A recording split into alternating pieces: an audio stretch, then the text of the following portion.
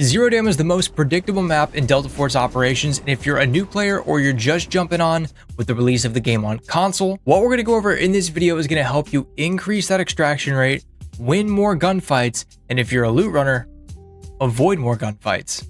But the concepts that we talk about in this video will also apply to other maps, just in a slightly different way. So if you can master the information that I go over in this video, it's going to help you out on the other maps as well. And I'm making this video because I've gotten so many comments and people asking me in my streams how me and my teammates are able to reliably survive, win gunfights, and avoid campers. Well, for the most part. The most important thing that you need to learn for any map is going to be the spawn locations. So you can see on Zero Dam we have 1, 2, 3, 4, 5, 6, 7 on this side, even though this is kind of a central spawn. Then we have 1, 2, 3, 4, 5, 6, 7 on this side.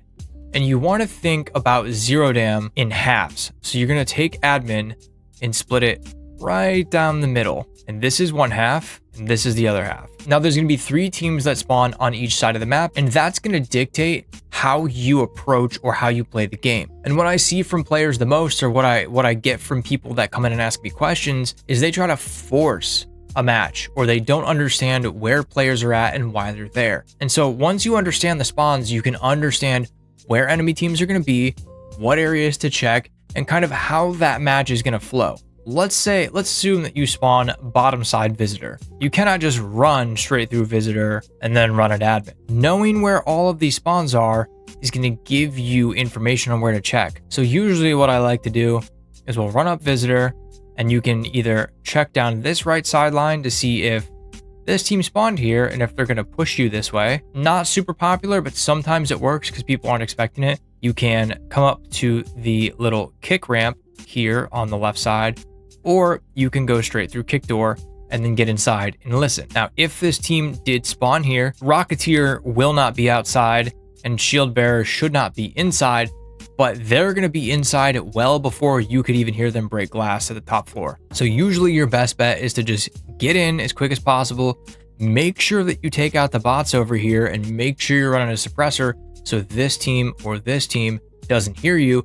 Get inside, sit and wait, listen for information before you make your next move. On the flip side, let's say you spawn right here. The most common thing that people do here is they'll just run admin, which is fine, totally fine. It works because you don't really have anybody contending you. This team usually can't spawn there if you're right here. Even if they did, like, they would be in the wide open and you would see them running for the little truck right there, or you'd catch them snaking around. And it's also possible that they could just turn around and go into substation, which is honestly what we do most of the time, but it's pretty unlikely that a spawn is going to be here and here, but it does happen. What you can do is if you spawn here, you can actually run back to this little, like, I don't know, camping ground buildings. Make sure that people are not pushing you from the zip line here, so don't just stand in the open here. Sometimes if you get here and hold this, you can catch a team rotating through trying to get to admin, or you can catch a team off visitor rotating early trying to get to admin. Basically what you're trying to do is, if you don't get one of these 2 spawns where you can just send admin right away, what you're trying to do is figure out where the 2 teams on your side of the map are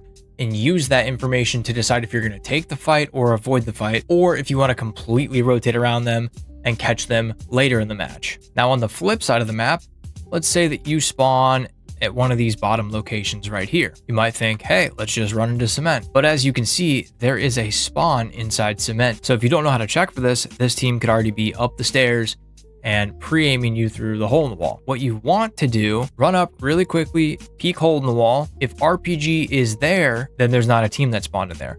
If RPG is not there, then that team is already in there. And if you want to take this fight, it's very, very bad to just push through hole in the wall like that. What you want to do is check it, and then if there is no RPG and the team's in there, rotate down here to jump up. That's the best way that you can challenge that fight. And it's still not the best fight because the team that spawns up here could be just sitting, waiting for 2 teams to start fighting in cement so that they can rotate in third party. So hopefully you guys are starting to understand kind of how the map and the game is going to flow. You can't just force a loot run, or you can't just force running to a certain area without having information or without understanding where potential threats could be. So I'm going to give you kind of a fictitious example really quick of if we spawned in a certain area, kind of how I would approach it, starting to place teams around the map and understanding how many teams are left. But before we jump into the next part, let's talk about why audio is so important in Delta Force. I've spent a lot of time breaking down why gunshots and audio cues help you pinpoint where other players are at. And that's why I'm always using in-ear monitors. And you might ask yourself, why in-ear monitors? Well, number one, they're way more comfortable to me than those big over-the-ear headsets, especially for long sessions. But number two, because they actually go into your ear canal, you can get much better detail and clarity at lower volumes. If you're new to in-ear monitors and you want a high quality but budget-friendly option, check out the Tipsy Audio M1s with their single dynamic driver. And if you want the absolute best that Tipsy Audio has to offer, the M3s are a hybrid design, meaning they have one dynamic driver and two balanced armatures to give you deep and accurate low end and clarity in the mid to high range frequencies. Links for everything will be in the description down below, and if you decide to grab a pair, I do earn a small commission and it helps support the channel. But let's get back to keeping you alive in Zero Dam. In theory, let's say we spawn right here at visitor. What I would usually do, if I'm solo, it's a little bit different, but if we have a team, what I would usually do is one person can run down here and check corner to see if this team's rotating in. The other teammate can go up top and watch for this spawn to come down the hill. And then another teammate can sit inside window and watch for a team to come this way. So that way we have all three lanes of where we could get pushed from covered. Now let's say everybody's watching their lanes, and then we see a team coming down and they decide to fight. Okay, cool. We spawned here. We are team 1.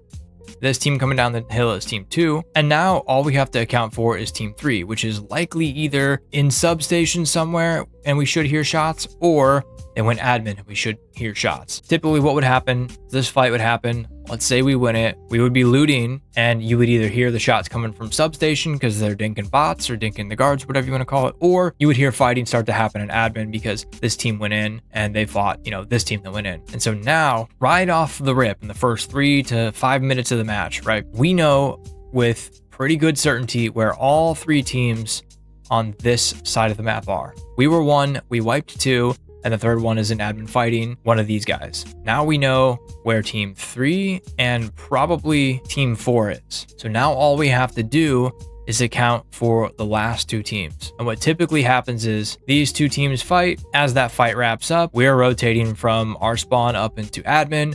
We are third partying. So team 3 is now dead because team 4 won it.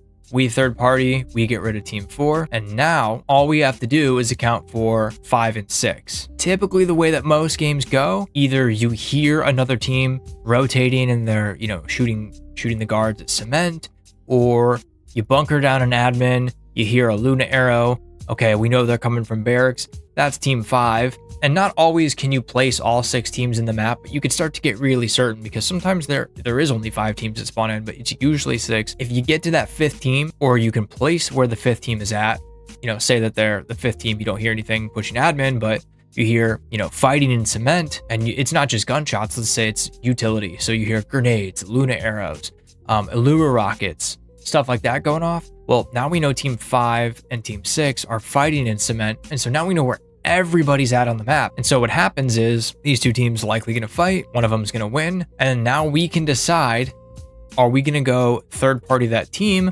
Are we going to wait for them to come to us? Now that we are the last 2 teams in the lobby. And so now that we know that us and this team are the last 2 teams in the lobby, if we fight and we clear that team, we now know that we have the entire map to ourselves. So we can go and pick everything. But it also minimizes where potential dangers could come into because you know where people are at. So hopefully this is starting to make some sense to you guys. That the main concept here, the gist is knowing the spawns, knowing to check all of the potential places they could come from, using visual and audio cues to identify where the rest of the teams are on the map, and using that information to decide how you want to proceed. But if you guys like that video and you want to watch another one, click here.